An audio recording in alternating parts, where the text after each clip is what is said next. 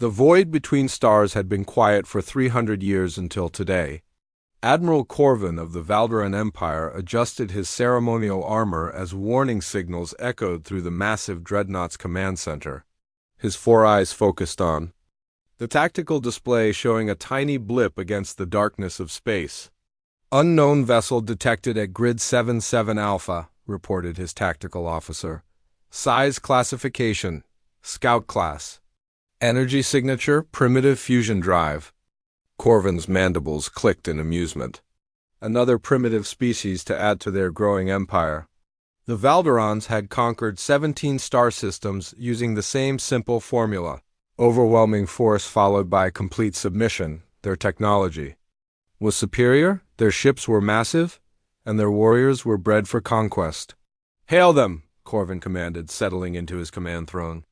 Standard conquest protocol. The communication array crackled to life, broadcasting in multiple frequencies. "Attention, unknown vessel. You have entered Valderan territory. Power down your engines and prepare for boarding. Resistance will result in destruction." Static filled the channel for several moments before a human voice responded. The translator struggled with the alien language patterns, but the meaning was clear enough. "This is Sergeant Mills of the Terran Reconnaissance Corps aboard Whisper 7. You are in violation of Treaty Zone 774. Withdraw immediately, or face consequences." Corvin's second officer, a battle-scarred veteran named Thane, let out a harsh laugh. "Consequences? Admiral, their ship mass is perhaps 1,000th of our smallest escort vessel." The Admiral studied the tactical display more carefully. The human ship was indeed tiny, barely larger than a Valderan fighter craft. Its energy readings suggested basic defensive shields and what appeared to be outdated projectile weapons. Yet something about the calm tone of the human's voice bothered him. "Scan their vessel for life signs," Corvin ordered. "4 heat signatures detected, Admiral." "Standard humanoid configuration?" 4 beings in a scout ship were threatening a Valderan battle fleet consisting of 1 dreadnought, 6 heavy cruisers, and 12 destroyer escorts. The absurdity of it should have been amusing, but years of conquest had taught Corvin to be cautious of the unexpected. "Human vessel, you have 30 seconds to comply. This is your final warning." Mill's voice came back steady and professional. "Negative, Valderan fleet. We are conducting lawful reconnaissance in neutral space under Galactic Treaty provisions.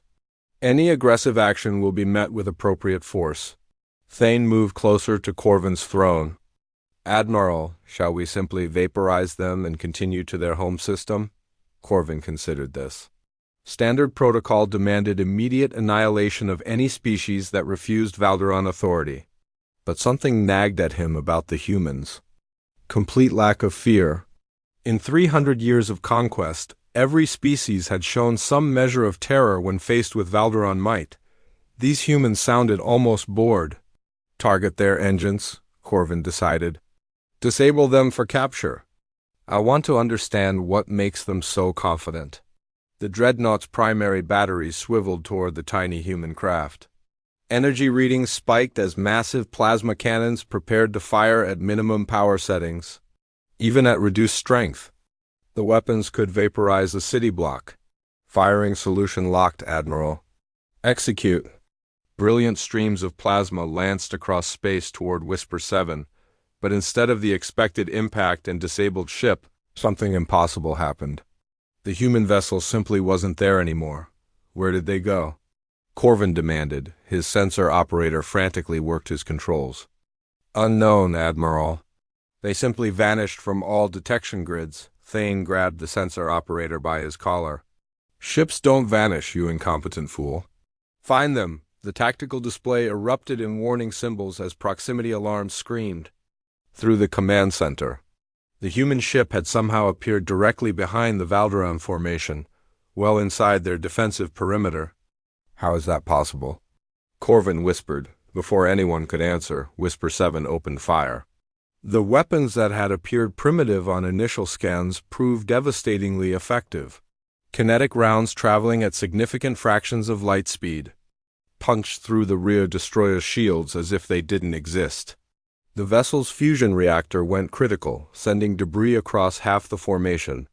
"Return fire, all vessels!" Corvin shouted, but the human ship was moving again, dancing between the massive Valderan vessels with impossible agility. Their engines produced no detectable exhaust signature, making targeting solutions nearly impossible to maintain. Every time the Valderans acquired a lock, Whisper 7 had already moved to a new position. Mill's calm voice cut through the chaos. "Valderan fleet, you have initiated hostilities against a Terran vessel. Recommend immediate withdrawal to avoid further casualties." Further casualties. As if the humans had planned this encounter and expected to inflict more damage. Corvin watched in growing horror as his tactical display showed a second destroyer taking critical hits. The human ship's weapons seemed to find every weak point in Valderan armor with surgical precision.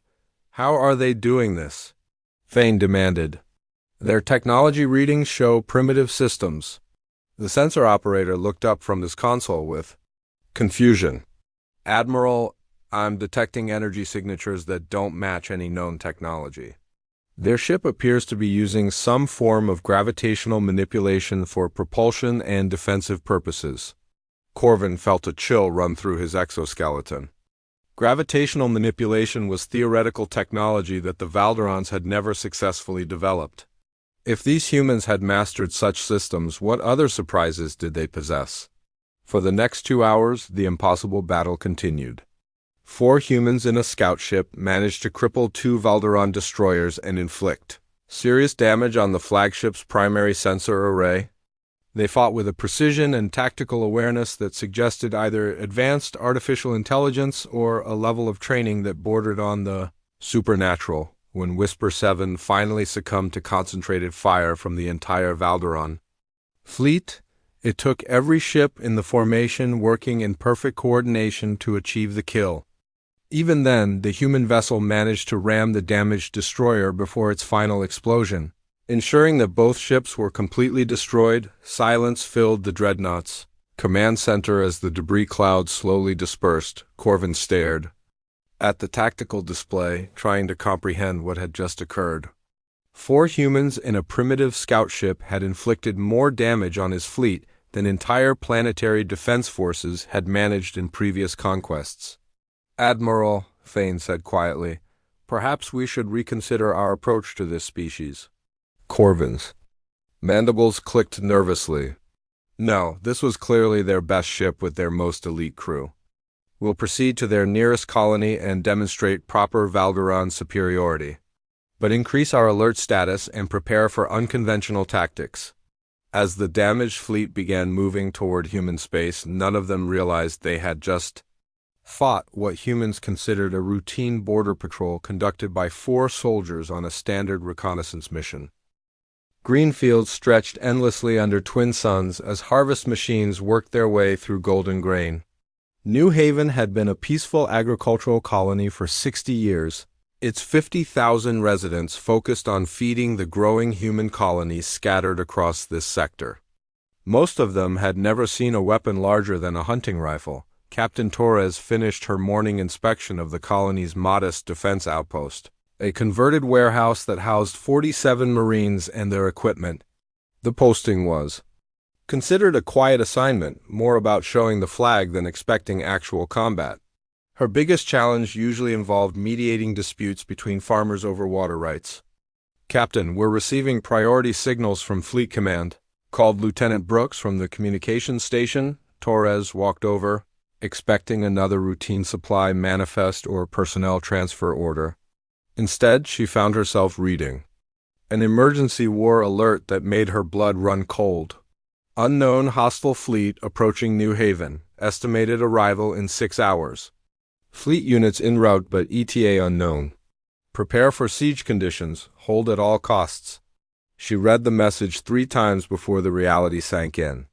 Her tiny garrison was about to face an enemy fleet alone, with no idea when help might arrive. "Sound. General quarters," Torres ordered. "All personnel to battle stations. Contact the colony administrator and implement emergency protocols." The next few hours passed in frantic preparation. The Marines distributed weapons to any colonist with military Experience. Automated defense systems, dormant for decades, came online with troubling diagnostic warnings. Most of the colonists were evacuated to underground storm shelters, originally built to protect against severe weather when the Valderon fleet dropped out of hyperspace. Torres watched through the defense center's observation deck as massive alien ships blotted out portions of the sky. She had studied xenobiology reports, but seeing the enemy vessels in person made her realize how outmatched they truly were. "Incoming transmission, Captain," Brooks reported. The communication screen flickered to life, showing Admiral Corvin's intimidating visage, his four eyes fixed on Torres with predatory intensity. "Human colony, I am Admiral Corvin of the Valderan Empire. Your species has already demonstrated hostility toward our forces. Surrender immediately, and your deaths will be swift." Torres keyed her microphone. "This is Captain Torres, commanding officer of New Haven Defense Force. We reject your demands. This colony is under the protection of the Terran Federation." Corvin's mandibles clicked in what might have been laughter. "Your pathetic scout ship provided amusing entertainment, but we will not underestimate you again. You have 1 hour to reconsider." The transmission ended, leaving Torres staring at a blank screen. She turned to address her assembled Marines, knowing that many of them were probably looking at their last day alive. "People, we knew this posting might involve combat someday. Today's that day. Our job is simple. Keep those aliens away from the civilians until help arrives. Every minute we hold gives Fleet Command more time to respond." Sergeant Davis, a grizzled veteran of 3 colonial wars, raised his hand. "Captain, what are we facing exactly?" Torres called up the tactical display. "Intelligence estimates indicate 10,000 enemy soldiers supported by orbital bombardment capabilities. Their technology appears superior to ours in most categories. And we have 47 Marines plus maybe 30 colonists with combat experience," Private Webb added quietly. "Those are the numbers," Torres agreed. "But numbers don't tell the whole story. We know this terrain better than they do. We're fighting for our homes, and we're human." The assault began at dawn with Valderon dropships descending like angry insects across New Haven's perimeter. Admiral Corvin had deployed a full division, confident that overwhelming numbers would crush any resistance quickly. What followed defied every tactical manual in the Valderon military database. The humans didn't mass their forces for a conventional defense. Instead, they seemed to be everywhere at once. Valderon squads found themselves under attack from directions that should have been empty farmland. Human soldiers appeared from hidden positions, struck with devastating effectiveness, then vanished before return fire could be coordinated. Private Webb, who had grown up hunting in Earth's wilderness, demonstrated why humans had evolved as persistence hunters. He stalked Valderon patrols across kilometers of terrain, picking off stragglers with precision rifle fire before disappearing into grain fields that provided perfect concealment. Lieutenant Brooks coordinated artillery strikes using farm equipment converted into improvised weapons platforms. Fertilizer spreaders became chemical weapons dispensers. Irrigation systems channeled explosive surprises toward advancing enemy positions. Even the grain silos were weaponized, creating devastating avalanches of agricultural products that buried entire Valderon platoons. By the end of the first day, Corvin's assault had stalled completely. His casualties exceeded 3,000 soldiers, while human losses remained impossibly low. The tactical reports from his field commanders painted a picture of warfare that made no sense. "They fight like ghosts," reported Colonel Vash, commanding the Northern Assault Group. "Our sensors show empty fields, but enemy fire comes from everywhere. They coordinate attacks across impossible distances without detectable communications." "Perhaps they use quantum entanglement technology," suggested Thane. "Advanced species sometimes develop telepathic command systems." Corvin studied the battle maps with growing frustration. Red markers indicating Valderon casualties covered the display, while confirmed human positions remained frustratingly sparse. His soldiers were being systematically destroyed by an enemy they could barely detect, let alone engage effectively. "Initiate orbital bombardment," Corvin finally decided. "Target their suspected command centers." the dreadnought's main batteries, unleashed devastation on New Haven's surface, turning sections of farmland into glassy craters. But when the bombardment ended and Valdaran forces advanced, they found the humans had somehow anticipated the strikes. Underground bunkers, previously undetected, protected both civilians and military personnel. Captain Torres emerged from one such bunker to find her defensive perimeter intact despite the orbital assault. The colonists had spent decades building storm shelters designed to withstand the planet's severe weather. Those same shelters now provided protection against alien weapons. "Damage report," she called to Brooks. "Minimal casualties, Captain. The bombardment mostly hit empty fields. Enemy ground forces are regrouping for another assault." Torres nodded grimly. They had survived the first day, but ammunition was running low and fatigue was setting in. Still, the colonists showed no signs of surrender. Farmers who had never fired a shot in anger were now manning defensive positions with grim determination. "Message from Fleet Command," Brooks announced. "Relief force delayed, hold position." Torres didn't tell her defenders about the delay. Instead, she began planning for a siege that might last weeks rather than days. Unknown to her, Admiral Corvin was having similar thoughts as he stared at casualty reports that defied all military logic. The tiny human garrison had just fought the Valdaran, Empire's finest soldiers, to a standstill, and neither side fully understood how such a thing was possible. Smoke drifted across the battlefield as the third week of siege began, carrying the acrid smell of burnt metal and alien blood. Admiral Corvin paced the deck of his flagship, studying intelligence reports that made less sense with each passing day. 6,000 Valdaran soldiers lay dead or wounded, while the human defenders seemed to grow stronger rather than weaker. "Our conventional tactics are useless," reported Colonel Vash during the morning briefing. "Yesterday they somehow flanked 3 separate assault groups simultaneously. The coordination required suggests either advanced artificial intelligence or communication technology beyond our understanding." Corvin's mandibles clicked in frustration. "Deploy the shadow operatives. I want detailed intelligence on their capabilities, numbers, and command structure." Within hours, 10 of the Valdaran Empire's most skilled infiltrators activated their advanced cloaking systems and descended toward New Haven's surface. These elite agents had successfully penetrated 17 different alien civilizations, gathering the intelligence that made Valdaran conquest possible. Agent Prime moved through the darkness toward what appeared to be the human command center. His optical camouflage rendered him nearly invisible to most detection systems.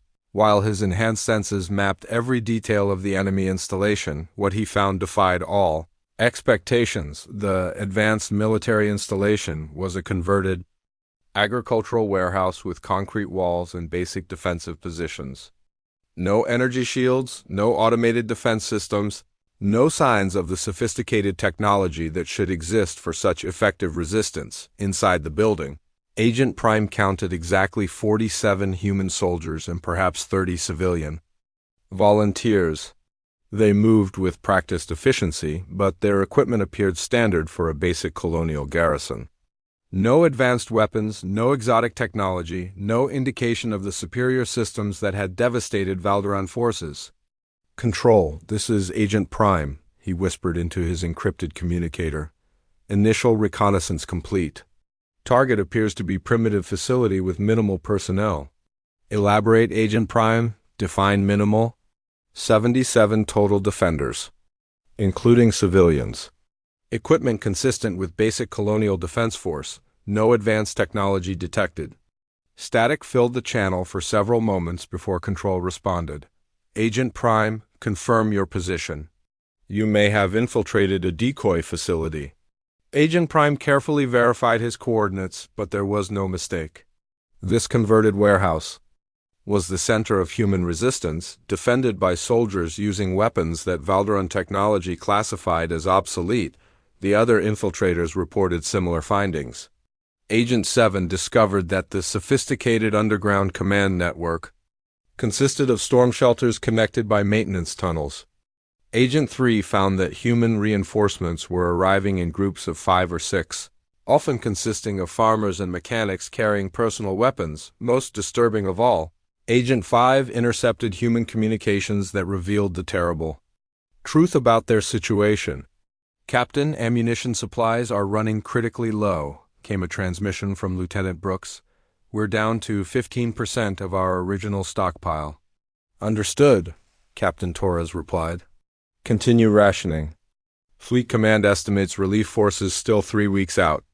Agent 5 felt his exoskeleton chill as the implications became clear.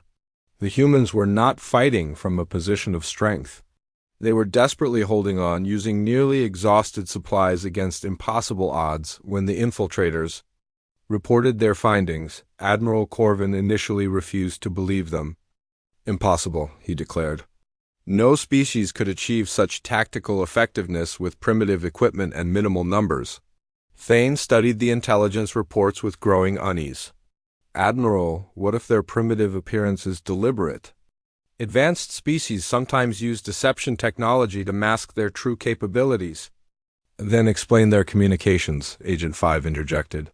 "I monitored human transmissions for 48 hours.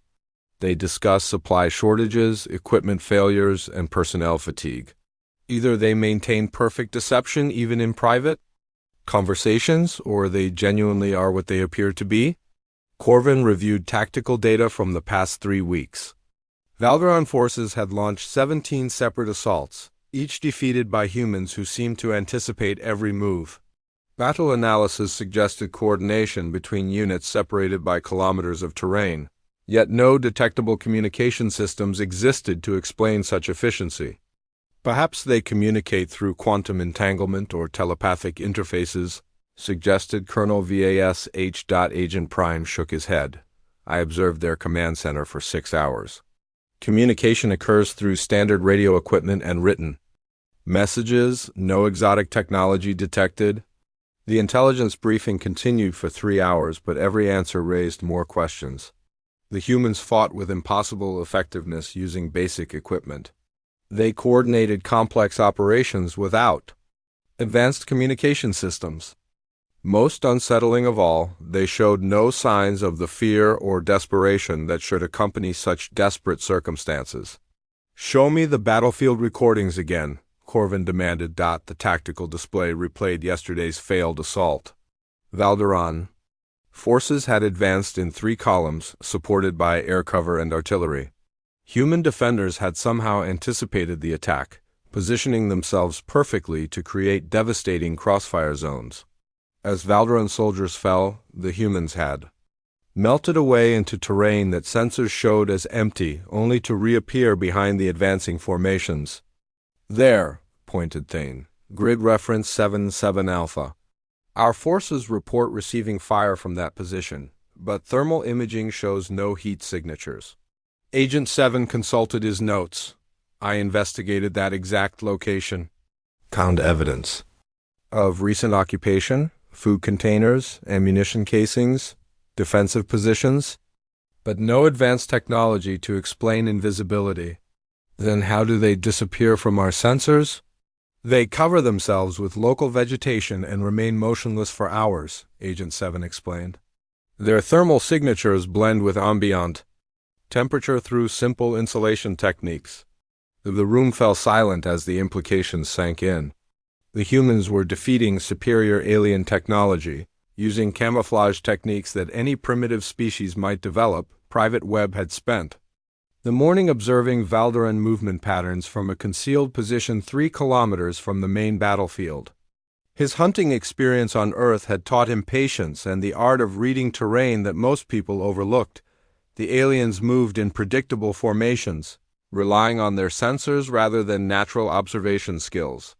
They advanced along obvious routes, assuming their technology would detect any threats. Most importantly, they had no understanding of how Earth predators hunted. Webb had stalked deer across mountain ranges that required days of careful pursuit. These aliens, for all their advanced equipment, moved through New Haven's farmland like tourists rather than soldiers. When the Valderon patrol entered his prepared kill zone, Webb began the methodical process of elimination that had served his ancestors for thousands of years. One shot, move position, wait for the survivors to reveal themselves through panicked responses.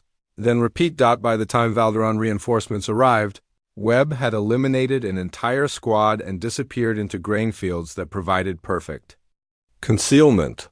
His radio call to Captain Torres was brief and professional. 7 enemy casualties, Sector 4. Moving to new position. Torres marked the report without surprise.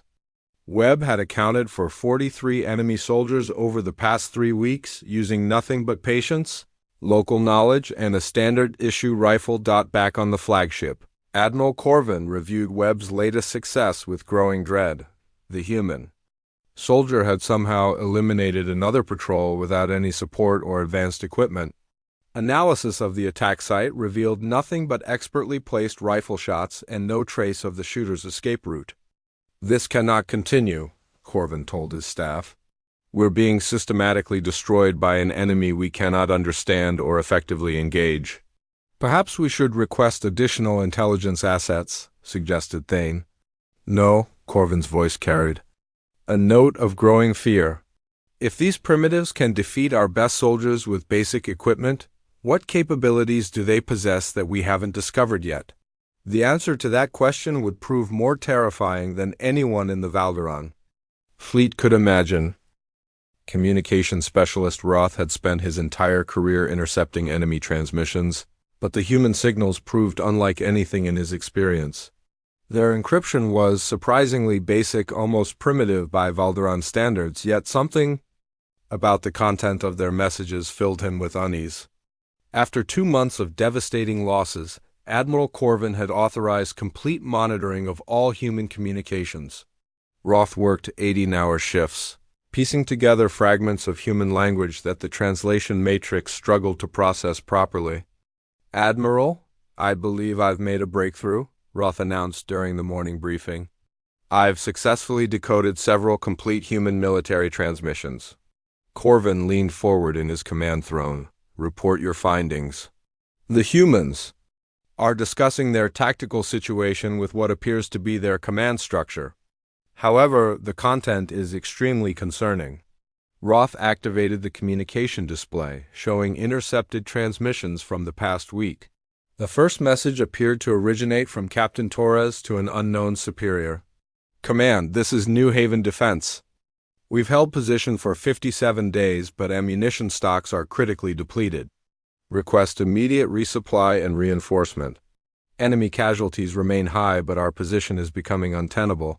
Colonel Vash shifted uncomfortably. "They're requesting reinforcements? But our intelligence indicates they've been receiving regular support." "That's the disturbing part," Roth continued. "Listen to this response from their command structure." A different human voice, authoritative but strained, filled the command center. "Torres, this is General Roberts, Colonial Defense Command. Relief fleet delayed another 3 weeks minimum. Fleet units engaged in Sector 7, hold position at all costs." Silence fell over the Valderan command staff as the implications became clear. The humans weren't fighting from strength. They were desperately holding on while waiting for help that might not arrive. "Show them the next transmission," ordered Corvin. His voice barely above a whisper, Roth activated another recording. This one from what appeared to be human civilian leadership. "Captain Torres, this is Administrator Chun. Colony population has dropped to 42,000 due to evacuation transports. We can spare perhaps 50 more volunteers for defense duties, but most lack military training." "Understood, Administrator. We'll make do with what we have." Agent Prime, who had spent weeks infiltrating human positions, spoke up hesitantly. "Admiral, this matches my observations. The reinforcements I observed were farmers and technicians carrying personal weapons. Many appeared to have no combat experience." Thane processed this information with growing horror. "You're telling me that our casualties have been inflicted primarily by civilian volunteers?" "It gets worse," Roth continued. "I've intercepted communications between individual human soldiers that reveal their actual situation." The next recording featured Private Webb's voice, recognizable from previous intercepts. "Torres, I'm down to my last 20 rounds. Managed to eliminate another patrol using improvised traps, but I need resupply soon. Negative web, ammunition priority goes to fixed positions. Continue using field expedient methods? Copy that. These aliens don't understand terrain anyway. I can probably stretch supplies another week using hunting techniques. Colonel Vash felt his exoskeleton begin to shake. Hunting techniques? He's been destroying our patrols using hunting techniques?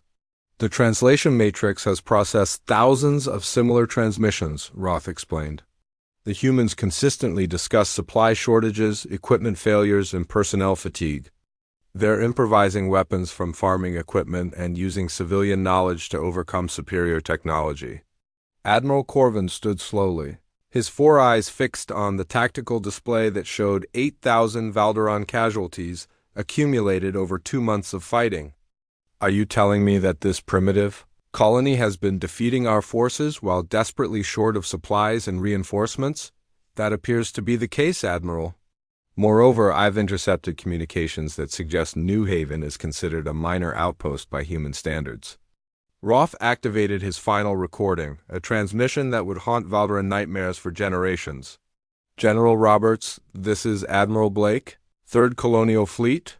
We've completed operations in Sector 7 and are available for reassignment. Blake, proceed to New Haven. Some alien force has been harassing our agricultural settlement there. Probably pirates or raiders looking for easy targets. Understood, General. I'll take a small escort force to investigate. How many ships do you recommend? Standard diplomatic mission should suffice. 3 destroyers and a cruiser should be more than adequate for pirate suppression. The transmission ended, leaving the Valderon command staff in stunned silence. Admiral Blake's casual tone suggested that the epic 2-month siege was considered a minor piracy incident by human military standards. Admiral, whispered Thane, if they consider New Haven a minor outpost worthy of only 4 ships, what does their actual military look like? Corvin's mandibles clicked frantically as his mind tried to process the implications. The Valderon Empire had committed its finest battle fleet to what humans apparently considered an anti-piracy operation. The colonists who had inflicted such devastating casualties were not elite soldiers, but farmers and shopkeepers defending their homes. Pull up our intelligence files on human military strength. Corvin ordered. The tactical display shifted to show estimated human fleet dispositions. The data, gathered from long-range reconnaissance, painted a picture that suddenly seemed far more ominous. Human space contained hundreds of worlds, many with populations exceeding New Haven by orders of magnitude. If New Haven is a minor agricultural settlement, Corvin said slowly, what would their major military installations be capable of? Agent 7 consulted his field reports. Admiral, during infiltration I observed human children playing in recreational areas. Their games involve tactical scenarios more sophisticated than some of our military exercises. They appeared to consider such activities normal entertainment. Their children play war games that match our military training? It appears that way, Admiral. Additionally, I observed adults engaging in recreational activities they called hunting and survival training. These appeared to be common civilian hobbies rather than military skills. The communications array crackled with an incoming transmission from the human colony. Captain Torres' voice filled the command center with the same professional calm that had characterized all her communications. Valderon Fleet, this is Captain Torres. We've monitored your communications and understand you may be experiencing casualties. If you require medical assistance for your wounded, we're prepared to discuss humanitarian aid under standard conventions of warfare. The offer of medical assistance from the humans they had been trying to destroy for 2 months was perhaps the most humiliating moment in Valderan military history. Torres was offering to help treat the soldiers who had been wounded attacking her tiny garrison. Admiral, Communications Specialist Roth announced, I'm detecting the approach of Admiral Blake's relief force. Estimated arrival in 72 hours. Corvin stared at the display showing 4 approaching human ships. After witnessing what a handful of farmers could accomplish, the thought of facing actual human military forces filled him with existential dread. How many soldiers does Admiral Blake's force carry? He asked quietly. Unknown, Admiral, but standard human escort formations suggest approximately 500 personnel. The Valderon fleet had lost 8,000 soldiers to 77 human defenders. Now they were about to face 500 trained human military personnel supported by warships designed for actual combat rather than colony defense. For the first time in his military career, Admiral Corvin began to understand what true fear felt like. The stars seemed different now to Admiral Corvin as he watched 4 human ships drop out of hyperspace with casual precision. After 2 months of siege warfare that had cost 8,000 Valderon lives, the arrival of actual human military forces should have represented the climactic battle that would define this campaign. Instead, Corvin felt only dread. Admiral Blake's small fleet moved with the confident efficiency of a force that expected no real opposition. The ships themselves appeared unremarkable by Valderon standards. 3 destroyers and 1 heavy cruiser, their designs emphasizing function over intimidation. Incoming transmission from the human fleet, reported communications specialist Roth. Put it through, Corvin replied, steeling himself for whatever demonstration of human military might was about to unfold. Admiral Blake's image appeared on the main screen, showing a middle-aged human with graying hair and the calm demeanor of someone conducting routine business. His tone carried mild annoyance rather than battle fury. This is Admiral Blake of the Human Colonial Defense Force. You've been attacking one of our agricultural settlements for 2 months. We're here to escort you out of human space and discuss reparations for the damage you've caused to our farming infrastructure. The casual dismissal in Blake's voice hit the Valderon command staff like a physical blow. Farming infrastructure? Blake was treating the epic siege that had devastated the finest Valderon fleet as property damage to agricultural equipment. Human Admiral, Corvin managed. We are the Valderon Empire. We have conquered 17 star systems. Your resistance has been noted, but we do not retreat. Blake's expression showed polite confusion rather than fear. I'm sorry, but I think there's been a misunderstanding. This is a civilian agricultural colony protected under galactic treaty provisions. If you're looking for territory to conquer, you'll need to file proper claims through the Galactic Commerce Commission. Thane leaned closer to Corvin's command. Throne. He's treating this as a bureaucratic matter. Our scans indicate you've suffered significant casualties during your time here, Blake continued. Colonial defense protocols require me to offer medical assistance and safe passage to the nearest neutral port. We have no interest in prolonging unnecessary conflict. The offer of safe passage was perhaps more humiliating than any military threat could have been. Blake was essentially offering to help the Valderons leave after their catastrophic defeat, treating them like lost travelers rather than conquered enemies. We require no assistance, Corvin replied, trying to maintain some measure of dignity. Understood. However, I need to inform you that your presence here constitutes a violation of Treaty Zone 774. Continued occupation will require intervention by 3rd Fleet Command. Agent Prime, monitoring human communications from his concealed position on New Haven's surface, intercepted transmissions between Blake's ships that revealed the true scope of the Valderons' miscalculation. Admiral, this is Captain West aboard destroyer Intrepid. Surface scans show extensive battle damage to the colony's agricultural infrastructure. Estimate reconstruction will require significant resources. Copy that, West. Document everything. For the insurance claim, these aliens are going to owe New Haven Colony a substantial settlement. Sir, I'm also detecting what appears to be improvised defensive positions throughout the settlement. The colonists seem to have put up quite a fight. Blake's voice carried a note of professional pride. Captain Torres has an excellent service record. I'm not surprised she managed to hold position until relief arrived. Agent Prime felt his infiltration suit's life support systems struggled to maintain proper atmospheric mixture as the implications became clear. The humans were discussing the siege as if it had been a successful defensive action rather than the desperate struggle that Valderon intelligence had revealed. Back on the flagship, Corvin reviewed his tactical options and found them all equally hopeless. His fleet had been reduced to half strength by farmers and shopkeepers. Blake's force, while smaller, represented actual human military capability. "Admiral," reported his sensor operator, "I'm detecting additional ships approaching from the outer system."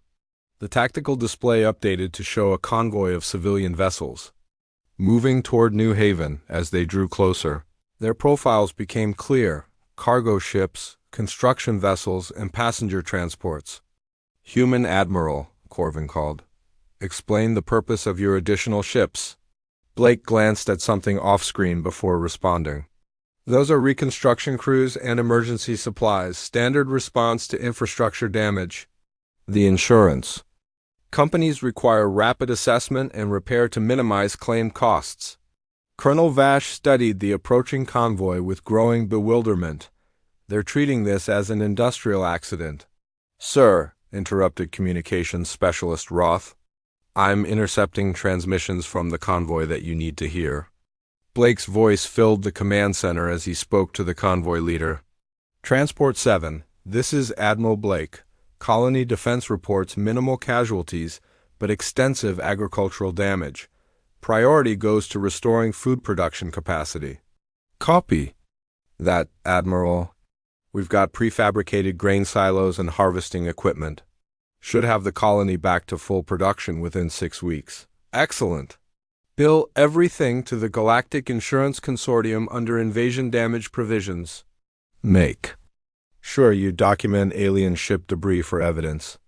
The casual discussion of insurance claims and reconstruction schedules was the final blow to Valderan military pride. Blake was treating their invasion as a minor industrial incident that required paperwork and cleanup crews. "Admiral Blake," Corvin said desperately, "you do not understand the power of the Valderan Empire. We have conquered entire civilizations." Blake's expression shifted to something resembling sympathy. "I'm sure you have impressive accomplishments, but this is a protected agricultural zone. If you're interested in territorial expansion, the Commerce Commission can direct you to unclaimed systems that might suit your needs." Captain Torres' voice joined the conversation from the colony's surface. "Admiral Blake, recommend caution. These aliens have demonstrated advanced military technology in significant numbers." "Understood, Torres. How did your people manage the defense?" "Standard colonial protocols, sir. We used terrain advantages and improvised equipment until relief arrived." "Private Webb was particularly effective using traditional hunting methods." Blake nodded approvingly. "I'll make sure Webb gets a commendation. Excellent work maintaining position against superior numbers." Agent Prime transmitted his final report from New Haven's surface, his voice barely steady. "Admiral, I've observed the human reconstruction efforts. They're treating our invasion as a natural disaster. Work crews are already replacing damaged buildings and replanting destroyed crops." "What about their military preparations?" "None detected, Admiral. They appear to be returning to normal agricultural operations. Children are playing in areas that were battlefields yesterday." The image of human children playing where Valderan soldiers had died completed Corvin's understanding of the situation. The humans weren't just defeating the Valderan Empire. They were ignoring it. The siege that had cost thousands of lives was already becoming a minor historical footnote in their peaceful farming community. "Human Admiral," Corvin announced, "the Valderan Empire will withdraw from this system." "Appreciated," Blake replied. "Safe travels." "Oh, and you'll want to avoid the shipping lanes near Sector 9. There's heavy commercial traffic this time of year." Blake was giving them travel advice like a helpful traffic controller rather than accepting their surrender as a conquering enemy. As the battered Valderan fleet began its retreat, emergency transmissions flooded their communication networks. Word of the disaster was spreading throughout Valderan space, carried by the few survivors who had witnessed impossible defeat at the hands of farmers and civilians. "All units, this is Fleet Command," came a transmission from Valderan High Command. "Establish immediate quarantine zone around human space. Authorization level Alpha Prime." "Sir," reported the communications officer, "we're receiving similar orders from multiple fleet commanders. Apparent system-wide directive to avoid human contact." Corvin understood the wisdom of the decision. If human farmers could inflict such casualties, their actual military forces represented an existential threat to Valderan civilization. The Empire's survival depended on avoiding further contact with humanity. As New Haven faded into the distance, Corvin composed his final report on the engagement. How could he explain that the Valderan Empire's finest fleet had been defeated by civilians defending their vegetable gardens? How could he describe the humiliation of being offered medical assistance by the people they had tried to conquer? "Admiral," Fane said quietly, "what do we tell High Command about human military capabilities?" Corvin considered this question for several minutes before responding. "We tell them the truth. Humanity is an apex predator species that treats warfare as a recreational activity. Their children play games more sophisticated than our military exercises. Their farmers defeated our finest soldiers using improvised weapons and hunting techniques. And their actual military? Unknown, but if their civilians can accomplish this, their professional soldiers must be capable of ending civilizations." The tactical display showed Blake's small fleet resuming normal patrol patterns while reconstruction crews worked to repair New Haven's infrastructure. The humans were already moving on, treating the entire incident as a minor disruption to their daily routines. 6 months later, Valderan space was ringed with warning beacons broadcasting a simple message: "Danger, Apex. Predator species. Do not engage quarantine zone. Authorized personnel only." The Valderan Empire, which had conquered 17 star systems through military might, officially classified humanity as too dangerous for contact. The species that had defeated their finest fleet was left in peace to continue farming and raising their children in the quiet corners of the galaxy. Back on New Haven, Captain Torres submitted her final report on the siege. Colonial defense. Successfully maintained position against hostile forces until relief arrived. Recommend standard decorations for outstanding performance under fire. Request increased agricultural equipment allocation to replace items damaged during engagement. The farmers went back to their fields, the children returned to their games, and life continued as it always had in the peaceful agricultural colony that had accidentally terrified the galaxy's most feared military empire into permanent retreat.